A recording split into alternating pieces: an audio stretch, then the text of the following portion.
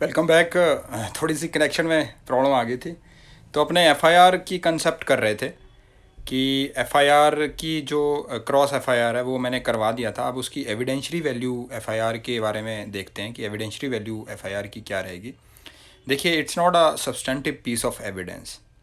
Substantive piece of evidence का मतलब क्या रहता है? सब्सटेंटिव पीस ऑफ एविडेंस का मतलब ये रहता है कि जो फैक्ट प्रूव एक अकेला फैक्ट कर दे, that is called substantive piece of evidence. जैसे कोई ऐसा फैक्ट कोर्ट के पास है जिसको प्रूव करना है। प्रूव करने के लिए कई बार ऐसा होता है कि एक फैक्ट से काम नहीं चलता है, कॉर्बोरेटिंग फैक्ट उसके लिए आते हैं कि एक ए ने बोली वो चीज़, बी ने बोली, सी ने बोली, ये तीनों को कॉर्बोरेट करके देखा जाता है कि ये फैक्ट प्रूव हो गया। कई बार ऐसी चीज़ होती है वो अकेली चीज़ ही किसी चीज़ को प्रूव कर देती है। तो FIR it's not a substantive piece of evidence.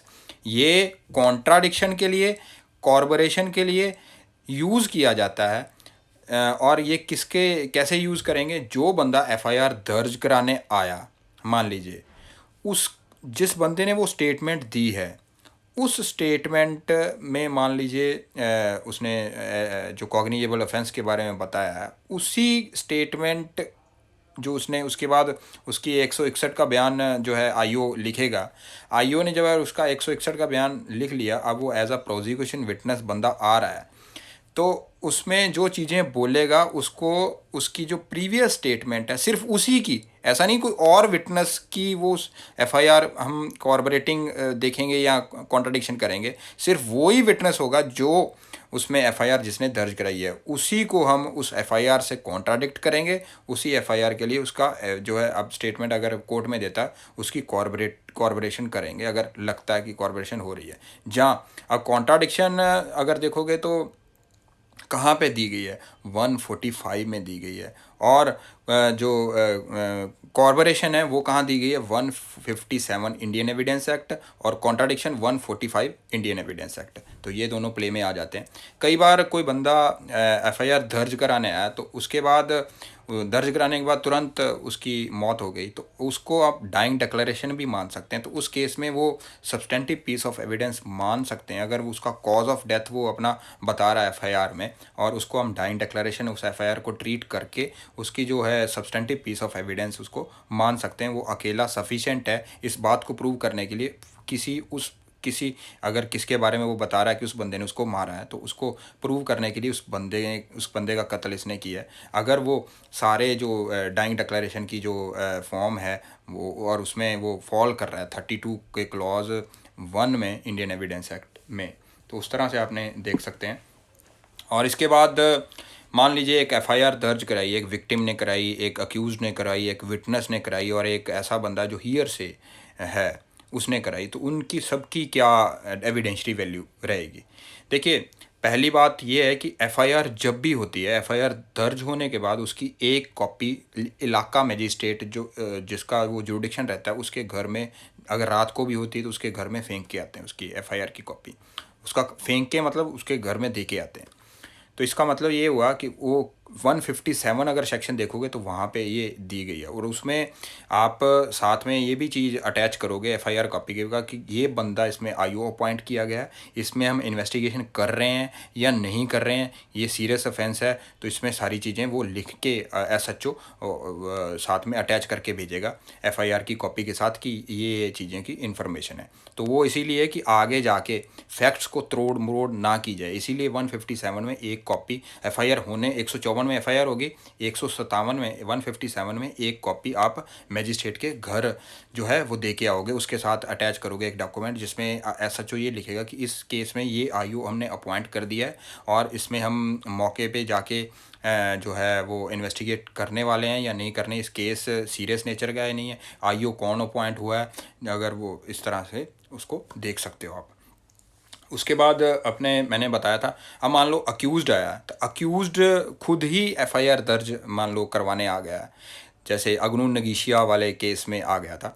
उस केस में क्योंकि वो प्रोसिक्यूशन विटनेस तो है नहीं है, तो इस पर्पज़ के लिए उसको उसकी जो एफआईआर है मान लो वो क्योंकि प्रोसिक्यूशन विटनेस है तो इसको कॉन्ट्राडिक्ट भी नहीं करेंगे, उस स्टेटमेंट को कॉन्ट्राडिक्शन पर्पज़ के लिए भी नहीं यूज़ करेंगे, कॉर्पोरेशन के लिए भी नहीं यूज़ करेंगे, तो फिर उसका क्या वैल्यू रहेगा। उस केस में सेक्शन 8 जो कंडक्ट है उस वहाँ पे अगर उसको लगता है कि कंडक्ट उसका निकल रहा है तो वहाँ पे कंडक्ट उसका रेलिवेंट हो जाएगा। या फिर आप इस तरह से उसको देख सकते हो, अगर वो सेम ट्रांजैक्शन में मान लो अक्यूज्ड ने ही करवा दी एफआईआर, यहाँ पे ऑफेंस हुआ, भागा भागा, अरे यार मेरे से गलती से बंदे की डेथ होगी और जाता जाता बिल्कुल एफआईआर दर्ज करा देता, तो हो सकता है वो सेम ट्रांजैक्शन का पार्ट बन के सेक्शन 6 में भी रेलिवेंट हो जाए, वो देखना पड़ेगा। ऐसे ही आप उसको विटनेस कराता है या विक्टिम कराता है। विटनेस वो जिसने वो चीज़ें होते हुए देखी है और विक्टिम वो जिसके अगेंस्ट वो ऑफेंस हुआ है। तो अगर वो एफआईआर दर्ज कराने आते हैं तो उस केस में कॉर्पोरेशन कॉन्ट्राडिक्शन उनकी वो स्टेटमेंट की हो सकती है। और अगर वो बाद में कोर्ट में एज अ विटनेस आता है तो कॉर्पोरेशन और कॉन्ट्राडिक्शन हो सकती है। और साथ में अगर उसकी उस दौरान डेथ होगी तो उसको डाइंग डिक्लेरेशन भी अपने यूज़ कर सकते हैं। और उसके साथ जो है कंडक्ट या सेम ट्रांजैक्शन में भी अगर हुआ है तो सेक्शन 6 में भी उसकी वो इंडियन एविडेंस एक्ट में भी रेलिवेंट हो सकती है, सेक्शन 8 में भी जो है वो रेलिवेंट उसकी बन सकती है। तो उसको इस तरह से अगर मान लो हियर से एविडेंस जो जिसने क्या हुआ एक इकट्ठा लगा हुआ था, उसको नहीं पता क्या हुआ, वो आया उसने देखा कि भाई साहब क्या हुआ, उसको बताया कि ये बंदे ने फलाने बंदे को मार दिया, उसने 100 नंबर पे कॉल कर दिया और वो पुलिस वाले आए और उन्होंने उसका बयान लिख लिया, हाँ भाई तूने 100 नंबर पे कॉल की थी, उसका बयान लिखने के बाद एफआईआर दर्ज कर दी। तो उस केस में उसमें मान लीजिए कॉन्ट्राडिक्शन और कॉर्पोरेशन के लिए यूज़ हो सकती है कि इस फैक्ट को प्रूव करने के लिए कि उस जगह पे कोई ना कोई घटना हुई है और इस बंदे ने अगर इंफॉर्मेशन दी है तो ये जो ट्रांजैक्शन है,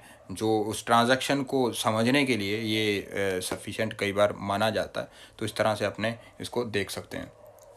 तो ये तो हो गया एफआईआर के रिगार्डिंग। अब आज अपने जो सेक्शन 4 देखते हैं, सेक्शन 3 देखते हैं।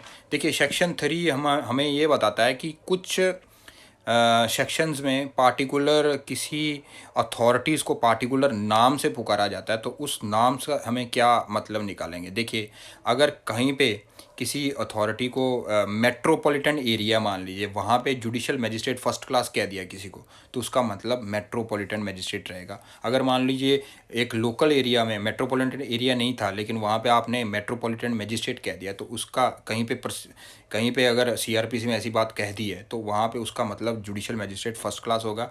अगर कहीं पे जुडिशल मजिस्ट्रेट सेकंड क्लास कह दिया है तो उसको जुडिशल मजिस्ट्रेट सेकंड क्लास बोल सकते हैं।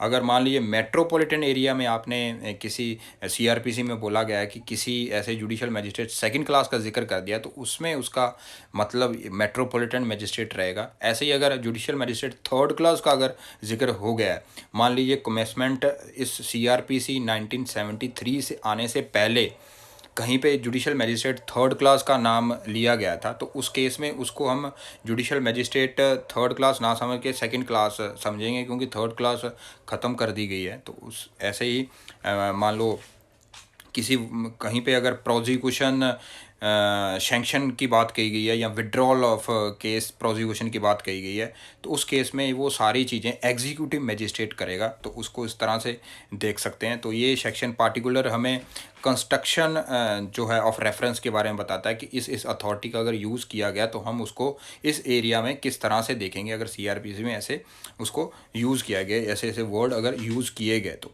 उसके बाद आता है सेक्शन 4। देखिए सेक्शन 4 में सीधी सीधी बात बोली गई है कि कोई अगर मान लीजिए ट्रायल आईपीसी में या अदर ऑफेंसेस में अगर होती है तो उसको किस तरह से देखेंगे। तो आईपीसी में कोई केस इन्वेस्टिगेशन या ट्राइड किया जाता है या इंक्वायर्ड किया जाता है, उस सारा प्रोसेस जो सारा प्रोसीजर है वो सीआरपीसी से निकलेगा। सीआरपीसी में सारा वो प्रोसीजर बनाया गया है। अदर ऑफेंसेस में 2 रूल लगेंगे। जनरल रूल ये कहता है कि वो वैसा ही प्रोसेस लगेगा जैसा आईपीसी में बनाया गया आईपीसी में लागू होता है। तो अदर ऑफेंसेस में वैसा ही प्रोसेस रहेगा जैसे आईपीसी में वो अथॉरिटी इंक्वायर करने, इन्वेस्टिगेशन और जो है ट्राई करने की। लेकिन स्पेशल रूल ये है कि अगर कुछ स्पेशल अनेक्टमेंट ऐसा बनाया गया था जो रेगुलेट करता है कोई ऐसे मैनर को रेगुलेटरी मैनर बताता है, या प्लेस ऑफ इन्वेस्टिगेशन बताता है, या इंक्वायरी बताता है, या ट्राई करता है, या अदरवाइज, तो उस चीज़ को उस तरह से फॉलो किया जाएगा। उस केस में सीआरपीसी फॉलो नहीं की जाएगी, लेकिन जनरल सीआरपीसी ही फॉलो की जाती है ऑफेंसेस के लिए। उसके बाद आता है सेक्शन 5। सेक्शन 5 ये बताता है कि स्पेशल और लोकल लॉ में अगर कोई स्पेशल जुरिडिक्शन किसको दी गई है, किसी कोर्ट को, या कोई पावर दी गई है, या special form of procedure prescribed किया गया है, तो उसको सीआरपीसी कभी भी डिस्टर्ब नहीं करती है, अनलेस एंड अनटिल सीआरपीसी में ऐसा कोई कॉन्ट्रेरी स्पेशल प्रोविज़न ना हो। तो वहाँ पे जो स्पेशल लॉ में या लोकल लॉ में उसके अकॉर्डिंग जो है अगर प्रोसीजर दिया गया उस पार्टिकुलर लॉ में, तो वो वैसा चलेगा।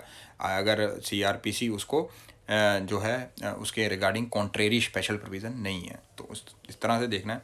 जैसे निगोशिएबल कोर्ट्स बनाई गई हैं, स्पेशल कोर्ट्स बना दी जाती हैं, या फिर पॉक्सो कोर्ट बना दी गई हैं, तो उस केस में पॉक्सो में अगर सेक्शन में पॉक्सो के लॉ में अगर कुछ स्पेशल प्रोविज़न दिया गया कि प्रोसेस इसका ऐसे ही रहेगा, या इस तरह से चीज़ें होंगी, तो वो उस तरह से ही देखना पड़ेगा। तो उसके बाद आता है सेक्शन 6। सेक्शन 6 बेसिकली बताता है क्लासेस ऑफ क्रिमिनल कोर्ट्स के बारे में। तो वह ये बताता है कि आपके पास 4 कोर्ट रहेंगी, हाई कोर्ट और स्पेशल कोर्ट के अलावा 4 कोर्ट हर स्टेट में रहेंगी। क्रिमिनल कोर्ट कौन कौन सी? कोर्ट ऑफ सेशन सबसे जो ऊपर रहेगी, हाई कोर्ट और स्पेशल कोर्ट को अलावा छोड़ के कोर्ट ऑफ सेशन के नीचे कौन रहेगा? जो जुडिशल मैजिस्ट्रेट फर्स्ट क्लास, और मेट्रोपॉलिटन एरिया में मेट्रोपॉलिटन मैजिस्ट्रेट रहेगा। ऐसे ही जुडिशल मैजिस्ट्रेट सेकंड क्लास रहेगा। उसके बाद चौथा एग्जीक्यूटिव मैजिस्ट्रेट रहेगा। तो यही बात करता है। उसके बाद सेक्शन 7 को देखते हैं, टेरिटोरियल जुडिक्शन की बात जो करता है, वो ये कहता है कि किसी स्टेट में किस तरह से इसको बाइफरकेट किया जाता है जुडिक्शन को। सबसे पहले होती है सब डिवीज़न के ऊपर होता है डिस्ट्रिक्ट के ऊपर होता है सेशंस। तो इसका मतलब है एक स्टेट में एक सेशन भी हो सकता है और कंसिस्ट ऑफ सेशंस भी हो सकते हैं, मोर देन वन सेशन भी हो सकते हैं। तो एक सेशन में एक डिस्ट्रिक्ट भी हो सकता है और कंसिस्ट ऑफ डिस्ट्रिक्ट भी हो सकती हैं, दिक्कत नहीं है। तो इस तरह से देखना आपको। और उसके बाद अगर देखोगे जो स्टेट गवर्नमेंट है वो आफ्टर और मेट्रोपॉलिटन एरिया में अपना सेशन होगा और अपनी ही डिस्ट्रिक्ट होगी। तो जैसे दिल्ली है मेट्रोपॉलिटन एरिया है, तो वहाँ यहाँ पे अपना डिवीज़न है और अपनी डिस्ट्रिक्ट्स हैं। तो ऐसे ही स्टेट गवर्नमेंट है जो कंसल्ट विद हाई कोर्ट करने के बाद ये जो डिस्ट्रिक्ट की लिमिट फिक्स कर सकता है, डिवीज़न की लिमिट फिक्स कर सकता है, या उसकी एल्टर कर सकता है, या ये तय कर सकता है कि इतने डिवीज़न होनी चाहिए या इतनी नंबर ऑफ़ डिस्ट्रिक्ट होनी चाहिए for the purpose of criminal procedure code. अब ऐसे ही उसमें डिवाइड कर सकता है, डिस्ट्रिक्ट को सब डिस्ट्रिक्ट में डिवाइड, सब डिवीज़न में डिवाइड कर सकता है state government after consultation with high court. तो डिवीज़न सब डिस्ट्रिक्ट और डिवीज़न सब डिवीज़न डिस्ट्रिक्ट आप चेंज होना, लिमिट करना, उसको रिड्यूस करना या अल्टर करना, वो सारी जो चीज़ें रहेंगी वो हमेशा state government after consultation with high court के पास पावर रहती है। और उसके बाद अगर मान लीजिए कोड बनने से पहले कोई सब डिवीज़न बनाई गई थी, डिस्ट्रिक्ट बनाई गई थी या डिवीज़न बनाई गई थी, उसका मतलब यही समझेंगे कि वो सेक्शन 7 में ही बनाई गई है, इवन दो कि तब वो कमिटमेंट में अपना सीआरपीसी नहीं आया था। तो सेक्शन सब क्लॉज इसका 4 है सेक्शन 7 का, ये बात कहता है। तो उसको इस तरह से आपने देखना है। उसके बाद आता है सेक्शन 8। सेक्शन 8 मेट्रोपॉलिटन एरिया की बात करता है, जो ये कहता है कि स्टेट गवर्नमेंट जो है नोटिफिकेशन के द्वारा डिक्लेयर कर सकती है किसी भी एरिया, स्टेट के किसी एरिया में जिसमें कोई सिटी या टाउन है, उसको जिसकी जो है मान लो आबादी एक्सीड 1 मिलियन है। तो यहाँ पे वर्ड एक्सीड 1 मिलियन है, तो कई बार ये पीटी में आ जाता है, तो इसको देखना है आपने। एक्सीड 1 मिलियन किसी टाउन या सिटी में कोई एरिया है जिसकी पॉपुलेशन ऐसी है, तो उसको आप declare by notification in official gazette में डिक्लेयर कर सकते हो कि ये मेट्रोपॉलिटन एरिया, एक स्टेट गवर्नमेंट ऐसे कर सकती है। ऐसे ही at the time of commitment जो प्रेसिडेंसी टाउन्स बनाए हुए थे, जो अगर देखोगे बॉम्बे, कलकत्ता, मद्रास, और जहाँ फिर सिटी अहमदाबाद सिटी जो थी, इसको हम डीम्ड मेट्रोपॉलिटन एरिया मानेंगे, इवन दो कि इसकी पॉपुलेशन जितनी भी हो उससे पॉपुलेशन का कोई लेना देना नहीं है। उसके बाद इसका थर्ड क्लॉज अगर देखेंगे तो स्टेट गवर्नमेंट जो कंसर्न होगी वो एरिया को एक्सटेंड भी कर सकती है, या उसको रिड्यूस कर सकती है, या अल्टर कर सकती है उस मेट्रोपॉलिटन एरिया को, उसकी लिमिट फिक्स करने के लिए। तो उस केस में मान लो रिड्यूस या अल्टर किया है, क्योंकि एक्सटेंड कर रहा है तो बढ़ा ही रहे हो तो पॉपुलेशन बढ़ेगी, लेकिन रिड्यूस या अल्टर करोगे तो हो सकता है उस मेट्रोपॉलिटन एरिया की जो लिमिट है कम हो जाए और पॉपुलेशन कई बार कम हो जाए। अगर कम हो गई तो फिर तो उसमें जो है शैल नॉट सो मेड, ऐसा नहीं करोगे आप जिसमें उसकी जो पॉपुलेशन है 1 मिलियन से कम हो जाए। तो यहाँ पे वर्ड दिया गया लेस देन 1 मिलियन। तो इसको पीटी पर्पज़ के लिए आपने ज़रूर देखना है।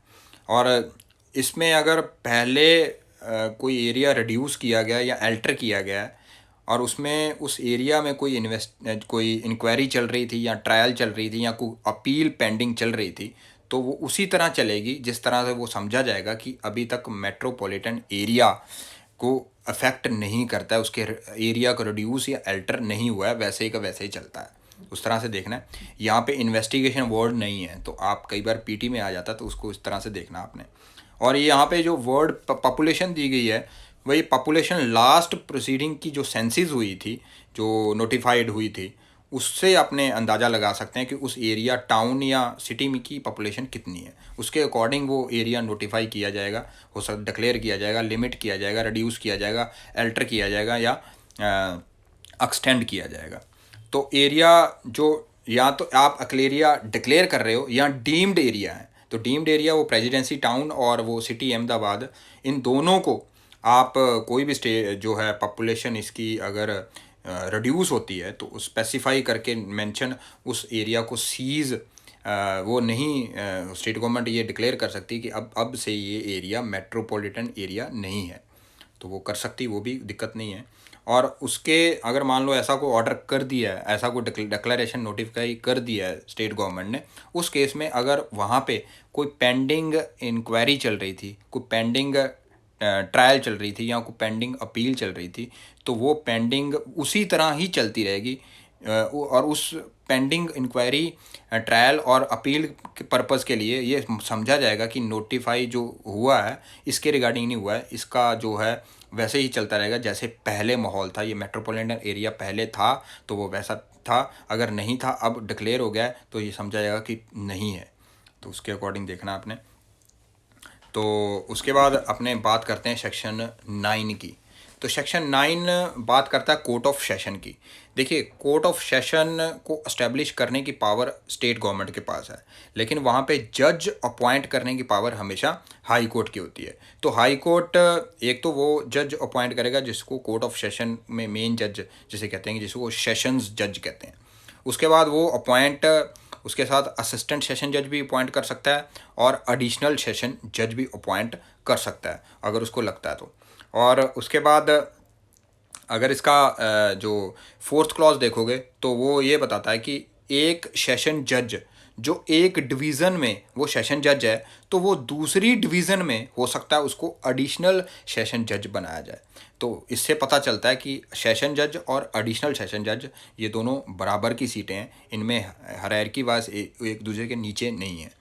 तो उसके बाद इसका अगर फिफ्थ क्लॉज देखोगे तो जब सेशन जज है जो वेकेंट है, वो नहीं है सीट पे, तो उस केस में हाई कोर्ट अरेंजमेंट कर सकता है। कोई अगर डिस्पोजल करनी है किसी अर्जेंट एप्लीकेशन की, तो उस केस में उसको लगता है कि कोई ऐसी अर्जेंट एप्लीकेशन मे बी और मेड पेंडिंग हो सकती है सेशन जज के पास या एडिशनल डिस्ट्रिक्ट जज के पास या असिस्टेंट सेशन जज के पास, तो वो किसको जानी चाहिए। अगर मान लो वहाँ पे सेशन जज नहीं है या एडिशनल सेशन जज नहीं है या असिस्टेंट सेशन जज, ये तीनों ही नहीं है, तो उस केस में वो हाई कोर्ट डिस्पोजल अर्जेंसी के लिए सीजीएम को उसको सारी पावर दे सकता है, अपॉइंट कर सकता है कि आपने वो पार्टिकुलर काम देखना है, तो दिक्कत नहीं है उस केस में भी। और इसके बाद इसकी अगर आप सिक्स्थ एक्सप्लेनेशन देखोगे तो सिक्स्थ एक्सप्लेनेशन में जो प्लेस ऑफ सिटिंग रहेगी, प्लेस और प्लेसेस ऑफ सिटिंग जो रहेगी वो जनरली डिसाइड हाई कोर्ट करता है कोर्ट ऑफ सेशन की। लेकिन पार्टिकुलर केस में कोर्ट ऑफ सेशन को अगर लगता है कि it tend to general convenience of the parties and witness, तो सेशन डिवीज़न उस केस में कंसेंट लेके पब्लिक प्रोसिक्यूशन से और अक्यूज से वो कहीं और जगह पे भी बैठ सकता है डिस्पोजल ऑफ केस के लिए या एग्जामिनेशन ऑफ विटनेस या विटनेसेस के लिए। तो इस तरह से आपने देखना है। तो इसकी अगर एक्सप्लेनेशन देखोगे तो यहाँ पे ये दिया गया है कि अगर मान लो वो अपॉइंटमेंट या वो प्रमोशन या वो पोस्टिंग आपकी पहली है और लॉ एक ऐसा बनाया हुआ है जो ये कहता है कि पहली पोस्टिंग, पहली अपॉइंटमेंट या पहली प्रमोशन स्टेट गवर्नमेंट को ही करनी है, तो उस केस में वो स्टेट गवर्नमेंट ही करेगी, हाई कोर्ट का उसमें काम नहीं रहेगा। तो हाई कोर्ट वो सेकंड वाला ऑप्शन अपना लेगा, उसमें सेकंड जो प्रमोशन रहेगी, सेकंड अपॉइंटमेंट रहेगी या सेकंड प्रमोशन रहेगी, वो उस केस में ये आउटराइटली सेक्शन 9 जैसे मैंने बढ़ाया है उसके अकॉर्डिंग लगेगा। अगर ऐसी कोई पावर स्टेट गवर्नमेंट को नहीं दी गई है स्पेशल, तो उस केस में जनरल ऐसे प्रोसीजर चलेगा जिस तरह से मैंने आपको पढ़ाया। उसके बाद सेक्शन 10 देखते हैं। Section 10 subordination of assistant session जज की बात करता है, जो ये कहता है कि असिस्टेंट सेशन जज का वो सेशन जज का सबॉर्डिनेट होगा। तो एडिशनल सेशन जज किसका सबॉर्डिनेट होगा? ये जो है हाई कोर्ट का होगा। ये सेशन जज का वो नहीं होता क्योंकि वो सामने बैठता है, बराबर की कुर्सी में बैठता है। तो हायर जुडिशरी में जब भी अपॉइंटमेंट पहली होती है तो वो एज अ असिस्टेंट सेशन जज की होती है। और दूसरी चीज़, सेशन जज हो, असिस्टेंट सेशन जज हो, एडिशनल सेशन जज हो या CGM हो, चीफ जुडिशियल मजिस्ट्रेट, या assistant additional chief judicial magistrate हो, इन सब की अपॉइंटमेंट कौन करता है, या सब डिविजनल जुडिशियल मजिस्ट्रेट, इन सब की अपॉइंटमेंट कौन करता है? अब हाई कोर्ट करता है। तो ये आपको हमेशा याद रखना है। तो उसके बाद सेक्शन 10 है। सेक्शन 10 में पढ़ा रहा था, सेशन जज अगर मान लो रूल्स बना सकता है असिस्टेंट सेशन जज के रिगार्डिंग की डिस्ट्रीब्यूट बिजनेस करने के लिए कि ये काम आपने देखना है, और अगर सेशन जज किसी कारणवश एब्सेंट है या इनअबिलिटी है उसकी, तो उस केस में डिस्पोजल जो अर्जेंट एप्लीकेशन का है वो असिस्टेंट सेशन जज को भी दे सकता है और एडिशनल सेशन जज को भी दे सकता है। और अगर ये दोनों नहीं है सीट पे, मान लो कोर्ट ऑफ सेशन भी नहीं है, सेशन जज भी नहीं है, एडिशनल सेशन जज भी नहीं है, असिस्टेंट सेशन जज भी नहीं है, उस केस में डिस्पोजल ऑफ अर्जेंट हीरिंग वाले मैटर जो एप्लीकेशनें होंगी वो CGM के पास भी वो सेशन जज पावर दे सकता है। तो हाई कोर्ट और सेशन जज दोनों CGM को ये पावर दे सकते हैं कि आप हमारी एब्सेंस में आप सुनेंगे ये मैटर, वो दिक्कत नहीं है। तो इसके बाद आता है सेक्शन 11। सेक्शन 11 बात करता है जो जुडिशियल मजिस्ट्रेट की। जुडिशियल मजिस्ट्रेट एक डिस्ट्रिक्ट में एक भी हो सकता है और मैनी भी हो सकते हैं, ये डिपेंड करता है स्टेट गवर्नमेंट के ऊपर। तो state government after consultation with high court, अब देखिए अगर तो जुडिशियल मजिस्ट्रेट अपॉइंटमेंट करनी है तो उस केस में स्टेट गवर्नमेंट का रोल रहता है, state government after consultation with high court करेगा। लेकिन अगर सेशन जज अपॉइंट करना है, असिस्टेंट सेशन जज करना है, एडिशनल सेशन जज करना है, CGM करना है, chief judicial magistrate, additional chief judicial magistrate, sub divisional judicial magistrate, इसकी अपॉइंटमेंट सारी हाई कोर्ट करता है, उसको किसी से पूछने की ज़रूरत नहीं है। लेकिन अगर जुडिशियल मजिस्ट्रेट अकेला अपॉइंट करना है तो उस केस में स्टेट गवर्नमेंट अपॉइंटमेंट करेगी after consultation with high court. तो इसको आपने देखना है, तो नोटिफाई करेगा, स्पेसिफाई करेगा कि किस तरह से आपने देखना है। और अगर मान लो स्टेट गवर्नमेंट को लगता है कि किसी लोकल एरिया में स्पेशल कोर्ट्स बननी चाहिए, तो वो हाई कोर्ट्स की कंसल्ट करने से वो स्पेशल एरिया में कुछ स्पेशल कोर्ट्स जहाँ पे जुडिशियल मजिस्ट्रेट अपॉइंट कर सकता है कंसर्न्ड पार्टिकुलर केस या पार्टिकुलर केसेस को सुनने के लिए। तो हाई कोर्ट अगर लगता है कि फर्स्ट क्लास का जो सेकंड क्लास का जो जैसे जो पहली अपॉइंटमेंट होती है ना किसी भी जुडिशियल मजिस्ट्रेट की, तो वो उसको जब कोर्ट मिलनी होती है कि कोर्ट लेने की पावर वो हमेशा हाई कोर्ट देता है, तो आपने वो देखना है हमेशा। तो उसके बाद अगर देखोगे सबॉर्डिनेशन ऑफ जजेस या मजिस्ट्रेट का अगर देखोगे, उसके लिए आप सेक्शन 10, 15, 19 और 23 देख सकते हो। ये सबॉर्डिनेशन की बात करते हैं, 4 सेक्शन। कौन कौन से? 10, 15, 19, 23। यहाँ पे सबॉर्डिनेशन की बात होगी। तो कई बार पीटी में क्वेश्चन आया था, तो इसको इस तरह से देखना है। और स्पेशल जुडिशियल मजिस्ट्रेट की अगर बात होगी तो वहाँ पे सेक्शन 13, 18 और 21 प्ले में आ जाते हैं। तो स्पेशल जुडिशियल मजिस्ट्रेट 13 में है, स्पेशल मेट्रोपॉलिटन मजिस्ट्रेट सेक्शन 18 में है, स्पेशल एग्जीक्यूटिव मजिस्ट्रेट वो सेक्शन 21 में है। तो आपने इस तरह से देखना है। अब लोकल जुडिक्शन की बात होगी तो वहाँ पे 2 सेक्शन ही प्ले में आएंगे, सेक्शन 14 और सेक्शन 22। तो इस तरह से देखना है। अब आ जाओ special judicial magistrate. Special judicial magistrate की अपॉइंटमेंट हमेशा हाई कोर्ट करेगा, लेकिन उस केस में सेंट्रल गवर्नमेंट या स्टेट गवर्नमेंट कहेगी कि हमें judicial magistrate, special judicial magistrate चाहिए किसी पार्टिकुलर केस या पार्टिकुलर केसेस के लिए। तो उस केस में हाई कोर्ट को अगर लगता है तो हाई कोर्ट कंफर कर देगा किसी भी पर्सन की के ऊपर ये पावर कि भाई तू स्पेशल मजिस्ट्रेट आज से। तो ये लेकिन 1 साल तक ही रहे बंदा स्पेशल मजिस्ट्रेट रहेगा। और वो जो कोई भी बंदा होगा उसकी जो एक्सपीरियंस है वो हाई कोर्ट के रूल देखेंगे कि उस बंदे के पास जो एक्सपीरियंस पार्टिकुलर है, क्वालिफिकेशन है, पोजेस कर रहा है, यानी लीगल अफेयर जो भी है वो बाय रूल स्पेसिफाई किया जाएगा, वो हाई कोर्ट के द्वारा स्पेसिफाई किया जाएगा। तो ये जो हाई कोर्ट एम्पावर कर रहा है किसी स्पेशल जुडिशियल मजिस्ट्रेट को, इस केस में वो स्टेट गवर्नमेंट के वाले एरिया, अपने एरिया में तो पावर वो एक्साइज करेगा, वो मेट्रोपॉलिटन एरिया में भी अपनी जो है पावर एक्साइज कर रहा है। अगर उसको लगता है तो उसमें हाई कोर्ट उसको एम्पावर कर सकता है, कोई दिक्कत नहीं है उसके लिए। उसके बाद आता है सेक्शन 14 और 22। 14 और 22 एक जैसे हैं। तो आज के लिए सिर्फ इतना ही। और आज थोड़ी सी इंटरप्शन हो गई थी क्लास में, तो आज आपको 2 क्लासें मिलने वाली हैं। मैंने वो भी क्लास है वो सेव कर ली है, तो मैं आपको शेयर करूँगा अभी।